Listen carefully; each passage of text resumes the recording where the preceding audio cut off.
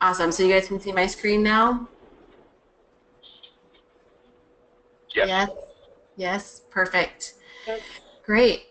Awesome, you guys. Well, I'm so excited that three of you are here. And I know Carrie couldn't make it tonight. She's got some commitments on Tuesday. So unfortunately, she hasn't, I don't think Carrie, I think Carrie's only been on one or two calls, but she has been following along with all of you.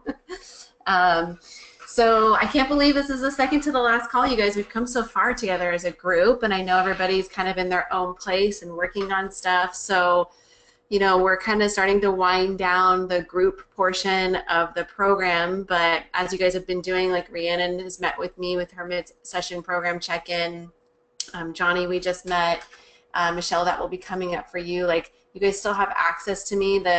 Even though we end the group portion of the calls, we still have the Facebook group, so you guys can post up in there for any support or resources that you need. So today we're just going to start to wind things down a little bit and set the tone for how do you move forward with some of this stuff and recap some of the information. So nothing that's super new, but I find that sometimes these last two calls tend to be the most important ones because I know we've shared so much information collectively as a group together. So this is a great time to ask questions as a group to make sure that you're on the right track, on the right page as you start to move forward on your own. So before we dive into some of that stuff, though, I want to check in with you guys to see, as usual, like how you've been doing with some of the action items that came out of the last call. So Molly was great to hop on with us and share some insights about the energetics of gut health, and we talked largely last week about the impact of our behaviors, how we treat our bodies, lack of setting boundaries and all of that, how that can have an impact on wearing down our gut as well. And we also talked about meditation or different types of relaxation techniques like tapping and tools that can help you to restore balance to your body. So I'd love to hear from you guys to see if you've experienced anything, like if you've tried the meditation that Molly sent over, or maybe you're doing a different type of meditation or some other type of relaxations tools that you're noticing some changes with. And also curious to see if any of you guys finished the Wheel of Life exercise that was part of the handout to download from last call. And then if there's anything else new, good, or challenging that you would like to share as a group and here in our second to the last call. So does anybody want to kind of hop on first and do some sharing? I will.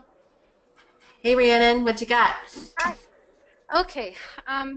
Well, with as busy as I've been at work, I haven't really jumped into the meditation and Molly stuff yet, but that's definitely on my agenda. I've literally been working from like 5 a.m. to 10 p.m. Oh goodness. So it's so this week I'm at least back in my normal office, which is nice. I did the wheel, and I didn't really walk away with any aha moments. I'm pretty self-aware about where I need work. It's just a matter of doing the work for me. A big one for me is like creativity. I feel like I need to do more, like get new hobbies or join some clubs or something. I've met people since I've lived out here, but I haven't really made a whole lot of like group friends besides people I work with, so I really need to work on that.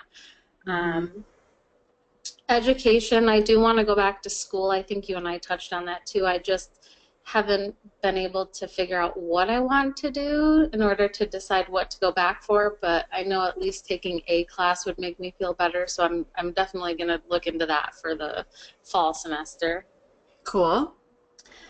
Other things, finances. Maybe once this is done, there will be a little extra. I'm spending a whole lot on supplements right now. But I did just recently get a raise, and I've started taking advantage of some incentives at work that I didn't even know existed. So things are looking up there. I just, my ex kind of left me in not great shape there. So I'm working my way on that one. I'm just not there yet. But like my health, I is really towards the outside physical activity. I cook all of my meals myself, so that one's out there. My home environment's pretty good. I think I'm up to like 17 plants in my house now. I'm running out of places to put them. Awesome. um, so yeah, that's I think I covered most of them.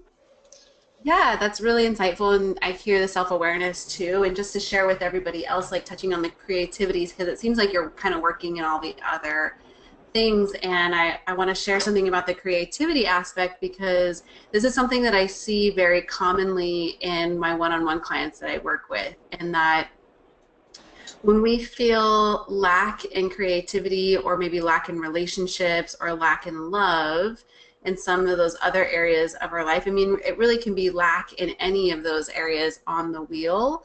Um, we have this void in our life where we will start to fill it with other stuff. So this is where I see that clients will really struggle with having to make changes with their diet, for example, because they're feeling so much lack in their and other aspects of their life that food is like the one reward that they get that they have every day. And you don't have to be an emotional eater to experience this. This is like not exactly emotional eating. I guess it is in an indirect way. But what tends to happen is I will see a lot of clients who, work hard. And this may not be your case, Rhiannon, so I'm just sharing this for group knowledge in general. But I see a lot of clients who work, really hard all day, like work these long hours, and they do nothing for themselves, like all day long. And at the end of the day, they find that making like healthy food choices is harder because they want their reward now for all the hard work that they've done, or they've neglected to fill themselves up in other ways. And so they feel a sense of deprivation when it comes to like having, making choices that are in alignment with their health.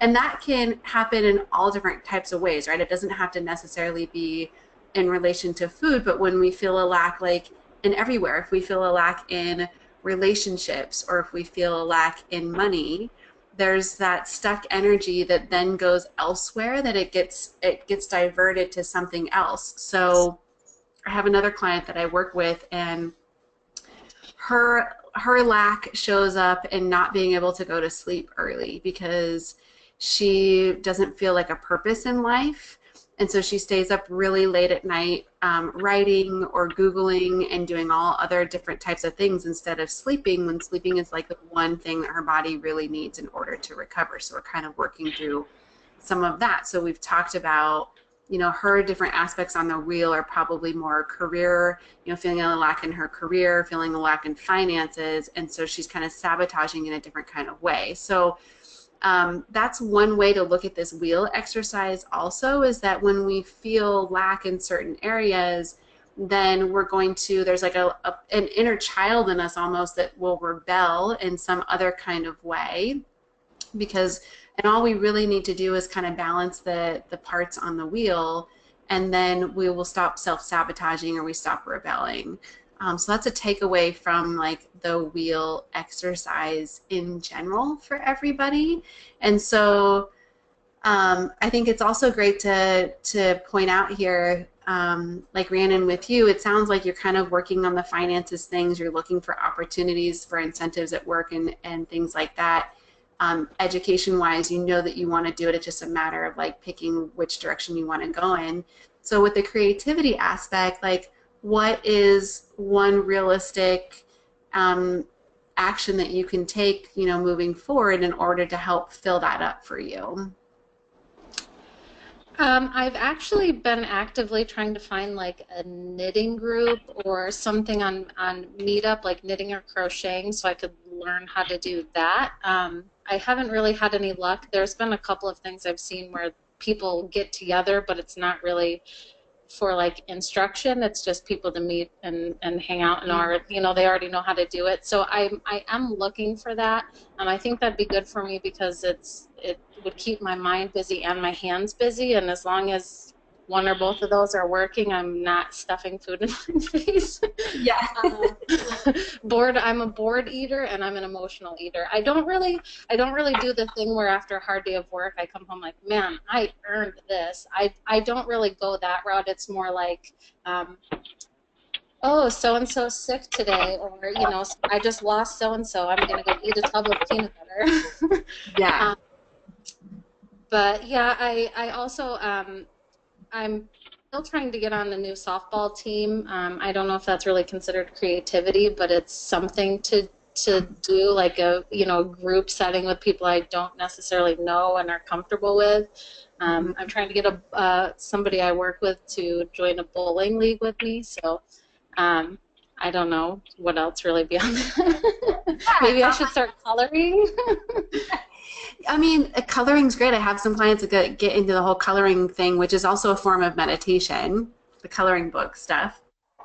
I think that all, sounds great. Like, creativity can really mean anything. So it can be, becoming part of some of these groups, or it could mean, like, doing creative stuff in your home too, like, right? So it could really be anything that you want it to be. I would, if you haven't already, maybe check out meetup.com for groups stuff. That's where I was looking, yeah. Yeah. Or local, I know, like, local sewing shops will do classes and stuff around maybe knitting or sewing if that's what you're into also. But I'm glad to hear that you have your feelers out there, and maybe it's just committing to, like, going to something, like just showing up and trying it out and seeing what it's like, instead of maybe assuming what it's going to be like just from the description, and just try it, like one of these groups or something like that don't seem instruction based. Like, if you show up, then you say, like, hey, I'm a beginner, like, they'll help you out, right? If it's not that way, and just committing to trying something. I can do that. Yeah. Perfect. Anything else that you wanted to share with us? No, I don't think so. Thank you. How about Michelle or Johnny? Do you guys have anything that you want to share with the group around any of the stuff from last week, or just anything in general, like how you're doing with everything in the program? Yeah, I can start.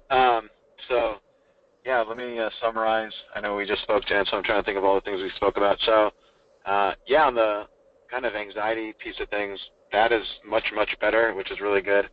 And I think it's a combination of a lot of things I've been doing. But on that side, that's been a lot better, which has been great. That was probably my biggest complaint when we started the group or whatnot, so that's a good thing. Have not gotten into meditation or tapping or anything like that yet, but meditation, I think, is something I've always wanted to do, and I just keep putting it off, so that's something I want to work on. I have been working out in the mornings, which has been really, really transformative. It's been great. Just if you get that morning workout out in the morning instead of having to wait at night, kind of feels like you can do anything after that. It's just kind of like you've done that hard thing in the morning, and so that's been good. Yeah, and then the diet stuff's been mostly good. I think there's still a little room for improvement, and I'm working on that. And then the supplements, I need to add in a couple more, but most of them I've been doing, and so that's been good. Trying to think of anything else that we spoke about.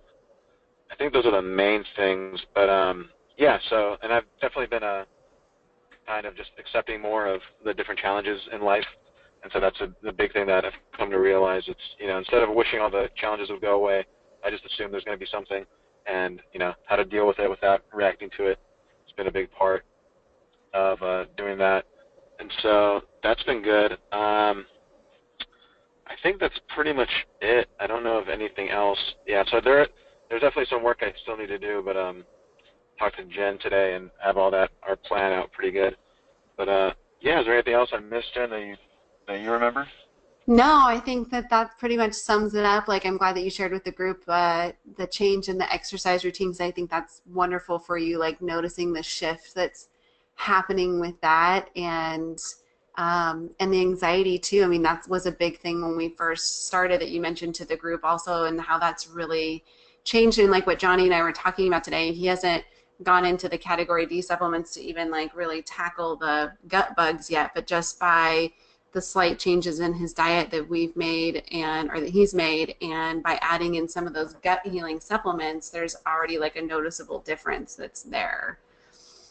Yeah, So, and then one other thing is I was taking Xanax maybe once or twice a month for different, I guess, stressful times, but I haven't taken any in about 2 months now, so it's been that's been good. So I never really was taking it too much, but now that I completely off it, I'm pretty happy about that.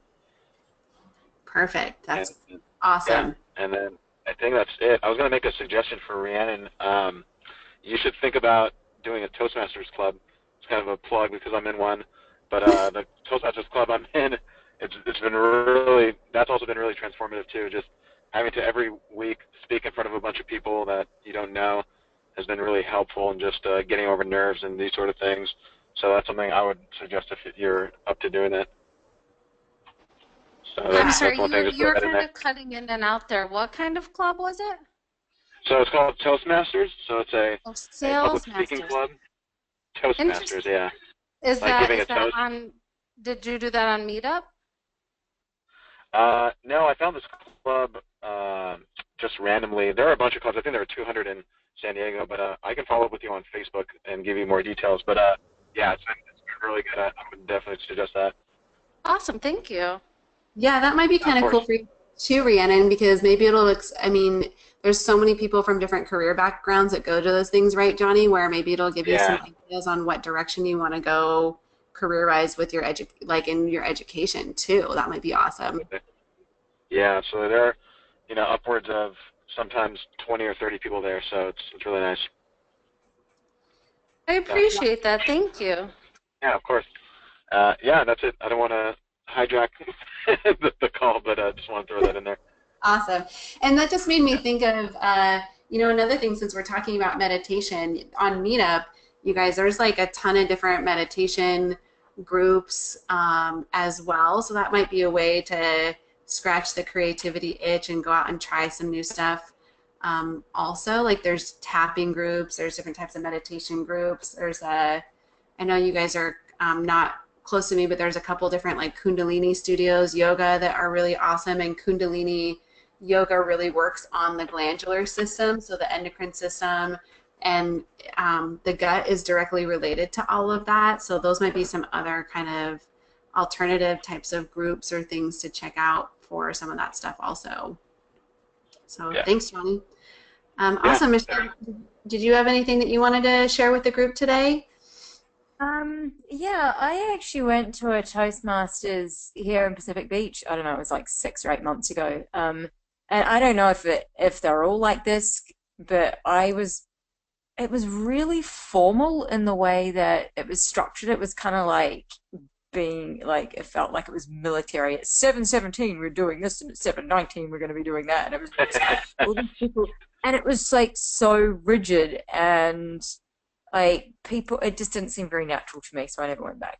But I don't know if they're all Yeah. like that. Yeah, I mean, there are 200 clubs. I think they kind of run the gamut. So as far as I've seen, yeah, there are some that are huge and they're all boisterous. It's almost like a concert, and then there are some that are more relaxed. Yeah, so probably that's what you experienced. Yeah, yeah. Yeah. Diet-wise and all that. I'm still really struggling. Like I'm eating meat again, but I'm still really struggling with why. Like, um, I mean, I just got back from my chiropractor, and he and his wife are vegans, and like we were just talking about it, and she's like, "Oh yeah, all of the chiropractors, even the meat eaters in our chiropractic group, if they've all said, oh yeah, if we got cancer, we'd totally go raw vegan, and like to heal it." So I'm still just confused as to why meat is supposed to be good for me right now. Like it, Mm, yeah. So it's not to say that vegetables aren't, right? So I think that that's where we want to kind of blend the two philosophies, that eating meat doesn't mean not eating vegetables, but so part of the challenge is when we're looking to heal the gut or heal hormones like thyroid, adrenal, all of that is amino acids. So the amino acids are the building blocks of proteins, and there's essential amino acids, and then there's non-essential amino acids, and there's ones that your body makes on its own, and there's other ones that your body cannot make, and it has to get from food sources. And the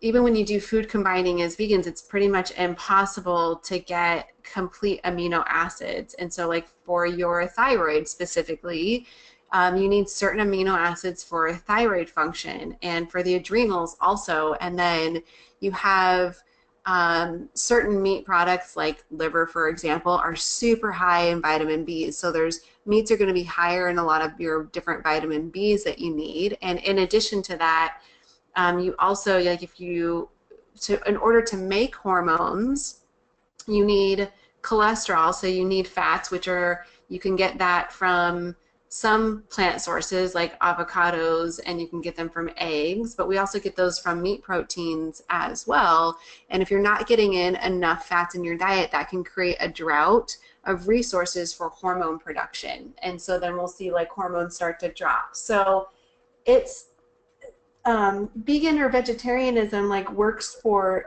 some people, Michelle, but it just depends on their case. And as we've been kind of talking about your case specifically, like those people probably don't have the degree of maybe gut dysfunction or hormone imbalances that you do, so it works for them, but it may not be working for you, right? So going back to that concept of there's a difference between eating healthy and eating right for your body. So eating right for your body will incorporate healthy foods, but not every healthy food is right for your body. So looking at where your deficiencies lie and what are the things that your body needs and what is it telling you. And I think for some of the telltale sign is the fact that you're literally like dreaming and craving about cheeseburgers. Yeah. Your body's like asking for that. Those subliminal messages are not just for fun or for show. Like your body's literally trying to communicate something to you. So when we crave certain foods also, and cravings can mean all different kinds of things. Like when we're craving sugar, for example, that could be because your blood sugar has dropped too low, or it could be because you have gut bugs. So it's figuring out like why the craving is happening for that sugar and getting like kind of resolving the problem from that standpoint. It's like, okay, why is this happening? What's contributing to that? So I think, that's what you just have to keep remembering is like what works for somebody else is not necessarily going to work for you. And also, I think this is, so has anybody watched that movie, What the Health, that just came out? We were just talking about that half an hour ago. Like they have watched it, I haven't. Yeah. Dear Lord, I wanted to turn that thing off within like 5 or 10 minutes because all of that information is so foul played and outdated. So I think one of my clients brought this up to me because she watched it and she was kind of questioning. She's really struggling with her health also, and like she's questioning the keto diet and all these things, but she has blood sugar regulation issues. So she needs to eat more fats and proteins to balance that, and particularly more fats. And she was saying, she brought up one of the things that they touch on is that even if it's a grass-fed organic cow, that the toxins that are in the air are then being absorbed by the grass, and the cows are eating it. So now those toxins are in the organic grass-fed cow. So it's really not that much healthier for you. And so I posed the point to her, well, if those toxins are in the air, they're also being absorbed by the fruits and vegetables that are organic that you're eating. Yeah. So there is no such thing as a perfect, clean food. I don't know if we'll ever find that, because actually the problem really isn't our food sources, it's the toxins that are in our environment now that are really out of control. But so all we can do is we can try to eat as clean and as best as possible for our body. And just like we've been talking about in the gut group, is like you want to control as much of what you can, but you're not going to live in a bubble. So it's what are the things that you do on the side to offset the stress on the body? So that's taking a liver support supplement, or that's always taking a probiotic to support gut health, or taking a multivitamin, because the reality is the environment that we live in is not as clean and nutritious as it used to be. So we need some of those things to help protect us from the things that we encounter on a day-to-day basis and where our food might be lacking, right? Yeah. So I mean, I think that it's a work in progress, and you and I are going to do some one-on-one work together so we can really work through some of that stuff. Yeah. Yeah, and the other thing that's really come up for me today is I went and I mean, I'm just doing so many different things, probably too much, but I was like really, like I'm having a lot of back pain again. It's been on and off for the last month. And I've got this book, Healing Back Pain by John Sarno, which is all about the mind-body connection. And I know I need to read it. I haven't read it yet. But I was literally just struggling to say, well, what comes first, the chicken or the egg? Like, it's like, especially, listening to what Molly was talking about in the other call 2 weeks ago. I was like, a lot of our illness is created by our mind in a sense, and you can turn it around with your mindset. But then I feel like a lot of where I'm at with negativity and like sort of depression episodes and very low motivation and energy right now is being caused by all the health complaints that I have going on. Like, what do you do? Like, it's really hard to be positive and joyful and happy when I'm like, geez, I can't even walk for 10 minutes without getting tired. So Yeah. I'm just really having a mental battle over that, which is probably not helping my stress level. Yeah. So I totally, and that's where, like, that's why it's, if you look at like the program of everything that we've talked about, like we haven't just talked about diet. Like I've touched on, we talk about the DRESS items. So it's diet, rest, exercise, stress reduction, and supplementation. So there is no such thing as one solution that's going to fix the problem. And I love that you brought up the chicken or the egg scenario, because I talk about that a lot. Like there is no such thing as a root cause. It doesn't exist. Like a lot of people, functional health practitioners, naturopaths that you'll talk about, that talk to you, will talk about a root cause. We got to get to the root cause. As you guys are discovering, there is no singular one root cause, because we will never know what came first. We'll never know if this dysfunction started. I can trace it all the way back for people that were born as a C-section baby because they were not exposed to the bacteria through the vaginal canal, and then they didn't get breast milk. So we can clearly trace it back that far, that their gut was set up for failure in some regards.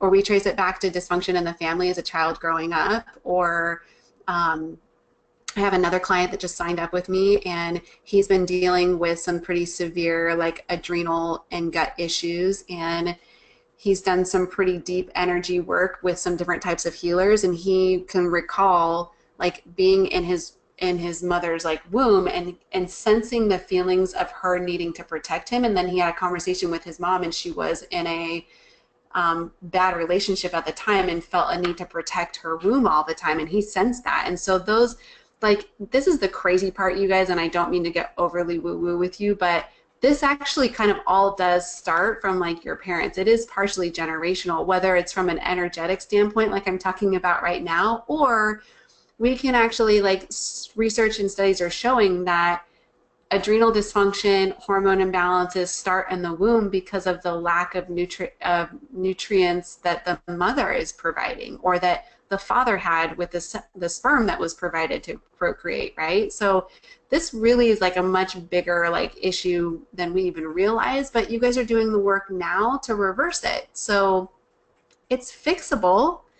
It's like when you pull your headphones out and they're in a nasty tangle, like we're untangling that.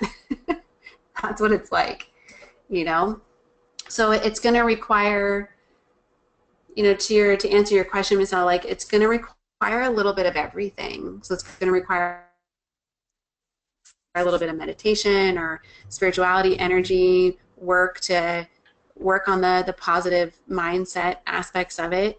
It's going to require working on diet. It's going to require working on your sleep, on your exercise, taking your supplements for the time being, going to the chiropractor. That's why in your guys' reports, in your recommendations, like I talk about all those things, because it does require a little bit of all of those things to really heal the body. Yeah. Yeah. Well, thank you for being so open and honest and sharing with the group. Is there anything else that anybody wants to add before we move on? All right. So let's go ahead and move on, and we can wrap up with questions in the end. So just as I've been reminding you guys, and kind of like we've been talking about, this gut healing journey as you guys are moving forward, like it's been a process. And I hope that some of the mid-session check-in sessions that you guys are having are showing you that. Like it's fascinating to see some of those scores on the questionnaires and where you guys started and how far you've come. And you haven't even moved through the entire protocols on some of the supplements, or there's still areas where you're identifying that you want to improve upon, like doing meditation or something like that. So just like we were talking about, like truly healing the gut requires this kind of three-prong approach, and you guys are continuing to work on this area. And I just want to highlight here, as I've mentioned before, to set the expectation is that it can take time to really fully heal your gut.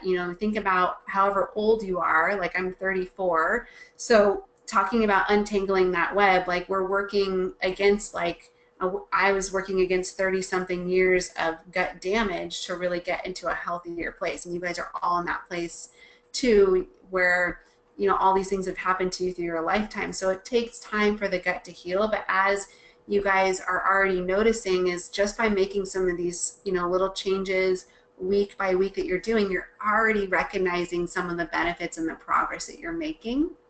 So as you continue to identify the areas that you can improve upon, add in the next set of supplements or whatever it is, you're going to continue to make progress. And that the real big kind of leap is when you get to that point when you're eradicating the actual parasites, bacteria, yeast overgrowth.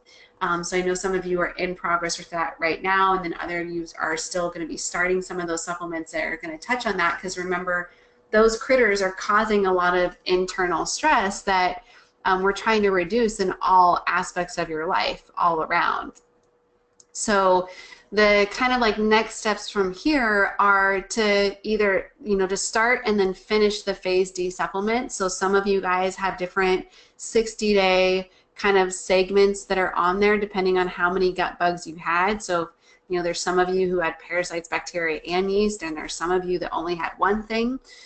So, I'm kind of checking in with you guys and noting when you're starting some of those phases so that I can support you or remind you where you should be or when to stop certain things and then start the new sets. And then once you completely finish the category D phases or segments that are in there, then that's when you're going to get ready to do your retest. So you guys have your test in hand already. So whenever you're done with the category D parts, and you can send in your retest sample at any point in time, and then you guys are also going to be redoing the questionnaires again, so we can again see kind of on paper how you've improved, how much farther that you've come. And then we'll do a full review, kind of just like we did in the beginning, where I get your retest results back, I get your questionnaires, and I'm going to do a full review with you guys again and then update anything that you need. So remember, we talked about with the stool sample test, you can have primary and secondary infections. So on this first test that you guys did, we're kind of seeing what's on the surface.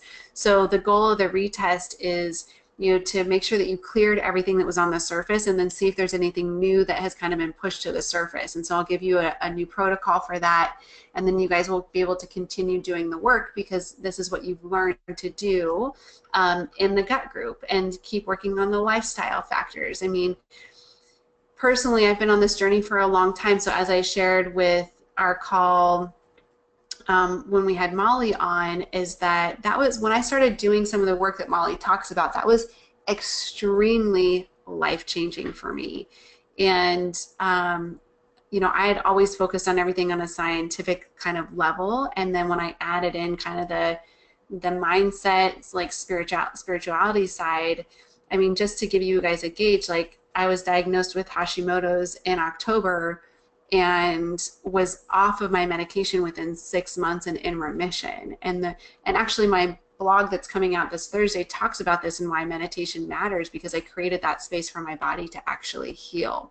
So that's what touching on all the lifestyle factors is how can we support coach up function in the body more and continue to support that. And you guys will have your own journey where yours will look different than mine, and you're going to travel through those different aspects of the dress recommendations and continually, kind of make changes and make improvements. So what you can kind of expect next, like I said, is the possibility of, some secondary infections that might show up on the stool sample test. And I always like to call these like healing opportunities. Sometimes people get demotivated or down that something is new, but I'm like, no, this is actually good, because now we're getting to the core of some of the deeper work that's in there. So if things, do pop up new on a retest, then that's just going to be, more healing opportunities. You'll get new recommendations, and you already have that foundation of, success. So that's one, outcome that could happen from the retest. And the other outcome is, like, I've also had people do a retest and come back with a complete, like, clean bill of gut health. And so they, those people continue to still kind of create consistency and work on all of the different lifestyle aspects that we've touched on, because there's always areas for improvement. And remember, like, just because you come back with like a clean bill of gut health doesn't mean that you get to throw you should throw a party and revert back to all of your old habits, right? Because as we're learning, like, those old habits are part of what landed you in this predicament with your gut in the first place. So the goal is that these are lifestyle changes, and some of the diet things, might change. Like, we're cutting out some of those inflammatory foods now, and for those of you that have had to cut out maybe a little bit more to get to where you want to be, some of those foods might come back in occasionally, but the goal is to, like, try to maintain most of what you've been practicing for the most part.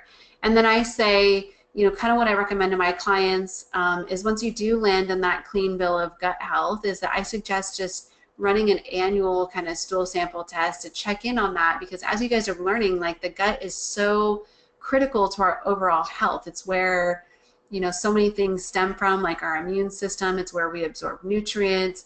It's where our neurotransmitters, like our serotonin, dopamine, like mood balancing hormones, are all created and balanced. So there's so many things. So I like to view a stool sample test as, something that should be done annually, just like an annual physical. So that might be something to kind of set your sights on for the future as well, to keep up and make sure that you don't kind of slip back. And I'll tell you guys that I had a clean bill of gut health for a long time, and then all of us, I was running my annual stool sample test, and then all of a sudden I came up positive for parasites and candida again, which was really abnormal, and that was my first clue that something was not right in my body. And then looking at the chain of events, I shortly thereafter discovered mold in my house. And mold depresses the immune system, and it makes you can grow fungus or yeast in your gut because of mold in your house.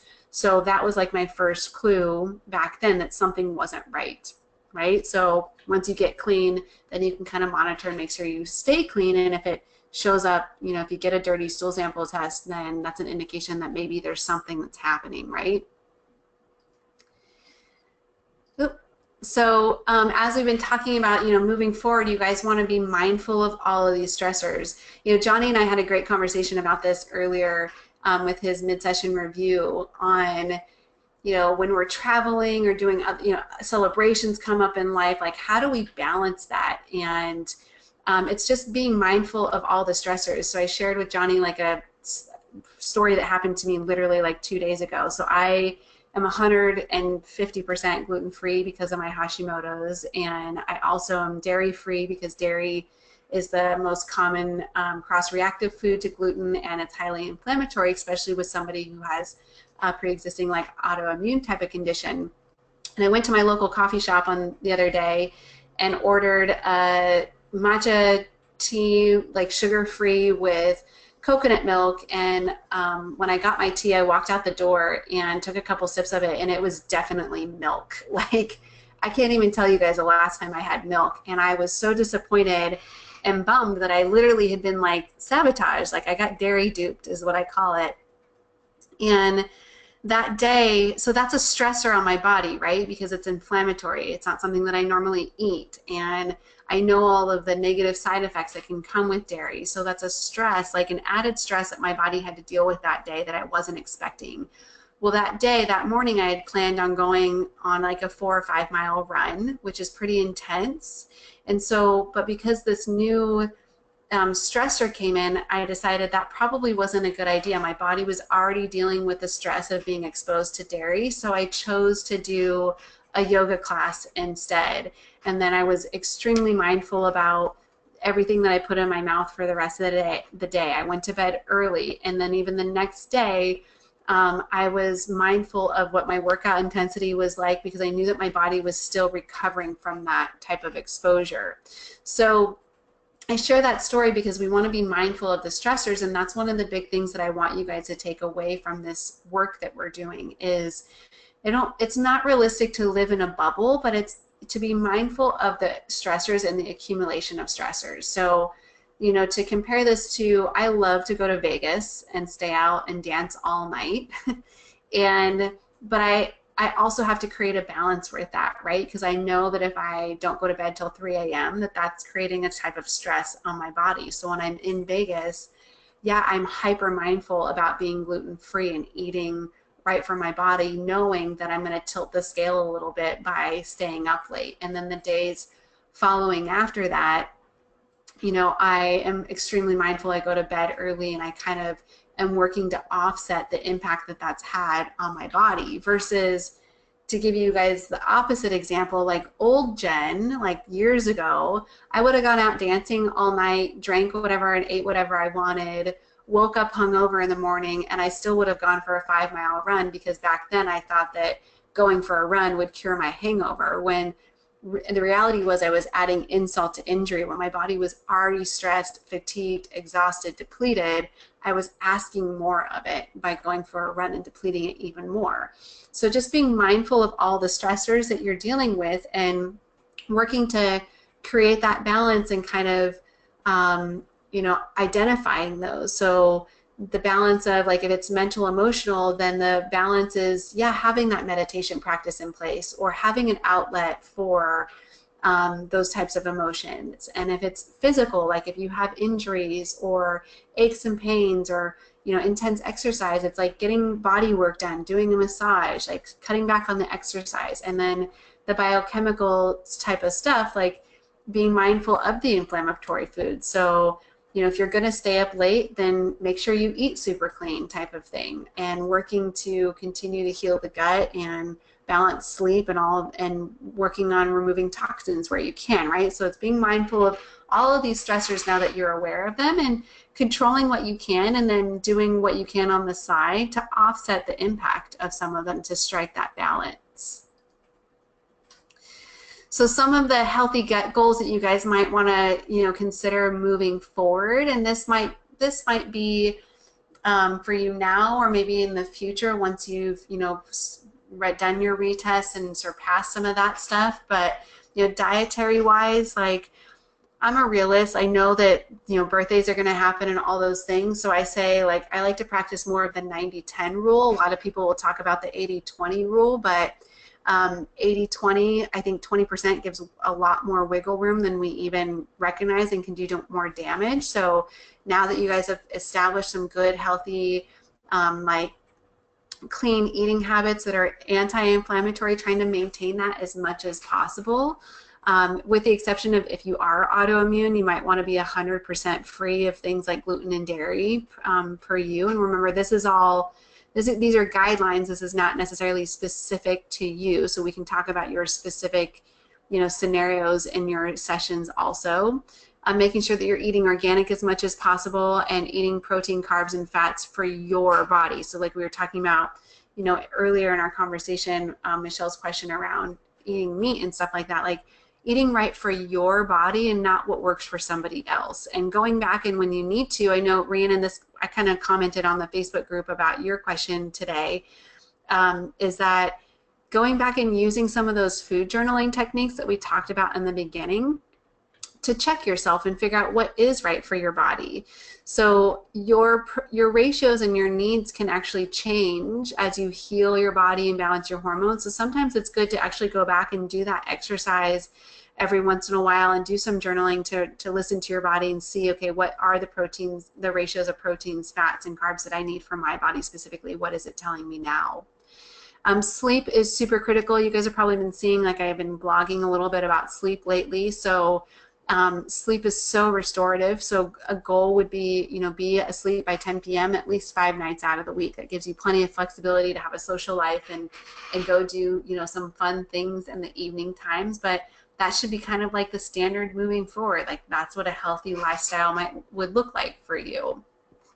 Exercise-wise, we talked about incorporating the 3 core components, making sure that you're balancing stretching, strengthening, and cardio, and ultimately doing what feels good for your body. So like, Johnny mentioned earlier, like exercising in the morning is actually really working for him, and figuring out what works for you and what types of exercise. And always choosing rest if you're feeling fatigued. We underestimate how much rest our body needs all of the time, and we continually ask our body to do more, and our body will respond to that call and do more for us, but that doesn't necessarily mean that we should. So just being mindful of that, making sure that you're taking your rest days, or like Rhiannon, you were talking about having some of those long work days, like recognizing that and realizing that maybe walking is best for you because you're already fatigued, or maybe just sleep because you've had such a long work day, right? And stress, so we've been talking about that a lot, like setting the healthy boundaries, taking time for yourself, making room, filling your cup, balancing kind of all the things on the wheel of life, meditating, reevaluating your stress load, like we just talked about a few minutes ago, and checking yourself on some of that stuff, because life moves and changes all the time. So these tools that you guys are getting, like the toxins checklist and some of the assessments, like you can reevaluate yourself at any point in time in your life moving forward, to check, because we all slip up. I mean, I get comfortable too, and I start to let things slide maybe a little bit more than I should. We've been in the midst of like moving, so a lot less is in my control, so I'm having to let things slide. So when I get back into my home and settled, I will certainly be going through the toxins checklist again myself and reevaluating kind of my adrenal stress indicators and all that to see what's changed and where I need to do some work. And then supplement-wise, we'll talk about this too as you guys do your retest more specifically, but understanding that there might be some foundation supplements that you need to take forever, because like we were talking about earlier, the nutrient density of our food just isn't what it used to be. So we do need to supplement in some places. And then looking at where do you maybe need to keep healing the gut, whether you have continued, pathogens that show up, or maybe you have a clean bill of health, like you might actually still benefit from some of the gut healing supplements like the glutamine or the GI Revive or the liver support, because even once you clear some of those gut bugs, it can still take some time for the gut to fully recover and rebalance, even after that. So that's kind of, as we're summing it up, you guys, that's where we're at today. So like I said, nothing really new. I think in talking with all of you today, everybody has identified they have some personal areas of improvement. So maybe picking one of those things, whether it's meditation or it's working on balancing your ratios, or still adding in some of the supplements, and really focus on that this week. Keep integrating, and you can keep track of yourself on the checklist. Remember, that's on the gut group page, resources page, and then you'll complete your stool retest coming up. So anybody have any questions as we wrap up the call tonight?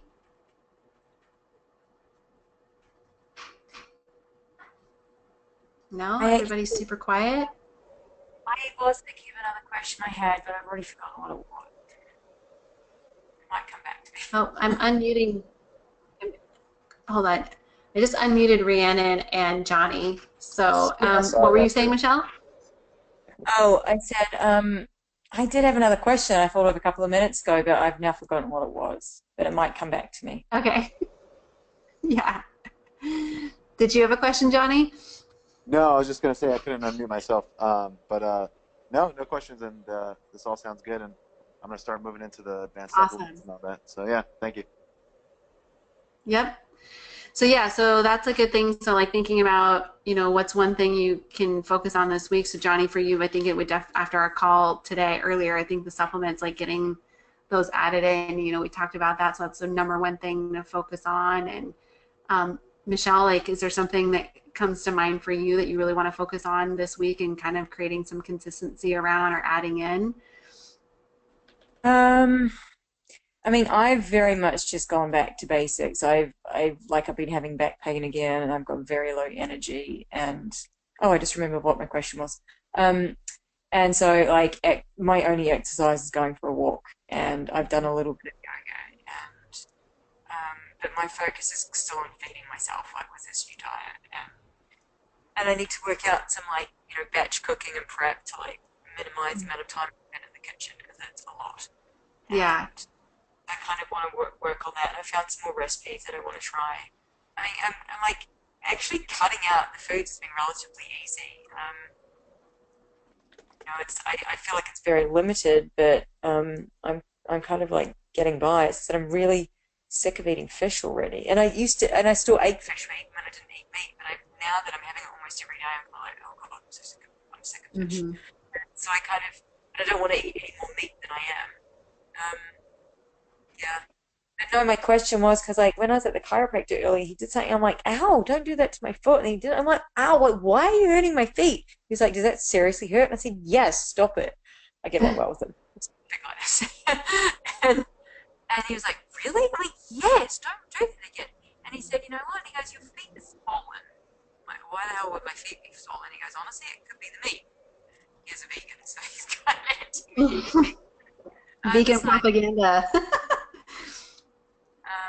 But he did say like you've just made drastic changes to your diet. You brought meat back in, you've cut out all of the grains, and so your body is just adapting. But I was like, swollen feet, that's kind of an unusual one, isn't it? So Yeah. I want to put that out there. But they do hurt. So he was twisting them around and like that didn't feel good. So I don't know. Yeah, I mean, feet can be linked to a lot of things like toxins also, and the swelling or edema can also be a lot of the hormone imbalance stuff too. So I know we're going to run that Dutch test. We'll get some more insights on that for you also. Yeah, I would say, Michelle, if I would make a suggestion, because you mentioned the mindset stuff earlier, and you're right, like being stuck in that cycle of negativity, like negative thoughts, is like vicious, right? So that might be, if you feel like the diet stuff has been a little bit easier this week, and of course you already you want to do some work still in that area, but maybe working on some of the mindset and finding some different meditations to work on that, or creating consistency with a meditation practice if you don't already have one, or working around that, because that's going to be an obstacle like moving forward too, right? Yeah. I mean, I know, like, the month that I spent in Nicaragua, like, that's when I felt, like, the best, when I was doing yoga every day, multiple hours of yoga every day and meditating 4 to 5 times a day, and I felt really good. I had energy, and, like, and now, I'm trying to get back into meditation practice. I think I'm on day 6 of a 20-day meditation challenge, but it's taken me 9 days to get there because I forgot a few days. Mm-hmm. I'm trying to like bring that back in, and I've started doing some.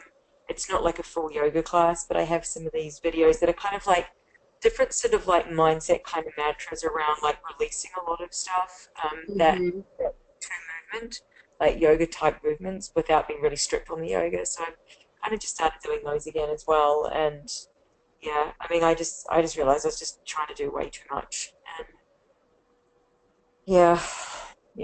Yeah, I know because you live close. I think you might really enjoy. There's the Kundalini Wind and Sea that's over like I've heard of.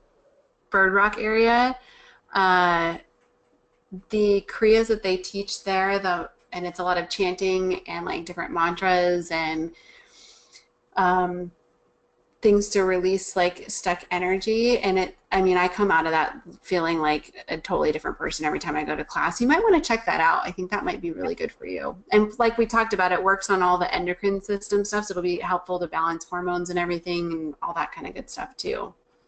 Okay, yeah. I mean, I haven't got a membership anywhere at the moment, so I was going to have a look and see what options I've got for yoga. Yeah, because it's really restorative, and my other clients that have been really fatigued and they can't do much exercise, like Kundalini's been a great place for them because it's releasing energy, but it's not a typical yoga class where it's like vigorous, if that makes sense. So they do like, you know, for $20, I think you get like 2 weeks unlimited or something like that there. I think when I was originally looking about 6 months ago or something, they had like a Groupon deal for, it was like $30 for the whole month or something, so I'll check that out. Cool. Yeah. Great. Awesome. Rhiannon, any last questions for you? I see that you have your hand up. I unmuted you. I don't know how you and Johnny got muted. That was weird, but it looks like you're muted on your end if you wanted to add. Oh, sorry, I didn't even realize I put my hand up. I don't have any questions. I did want to let you know you'd be proud of me though. Last week when I was working in Imperial and I was pulling all those hours, I did not work out. Yay! I literally just worked and came back to my hotel room and relaxed. Like I didn't do any physical activity, and I felt like $1,000,000 on Monday when I went back to the gym. I went up in weight on almost every single thing I did leg day, and today I can barely walk, but it's a good day. So I was like, yes, maybe a few days off is good for me every now and then. Yes, it's fascinating. I love taking like a whole week off of working out and then going back in and feeling super refreshed. So I'm glad that you did that. Yep. Awesome, you guys. Well, wonderful. Well, we'll have our last call 2 weeks from today. As usual, if you guys need anything, post up on the Face group or reach out to me personally if it's something personal you guys need. But thank you, everybody, for being on and all of your contributions to each other. I get so like kind of sad as we start to wind down, but I know that we will continue to stay in touch, and we have one more call left. So, all right, you guys, have a good evening, and I will talk to you soon. Okay, thank you. You too. Thanks, Jen. Thank you. Bye-bye.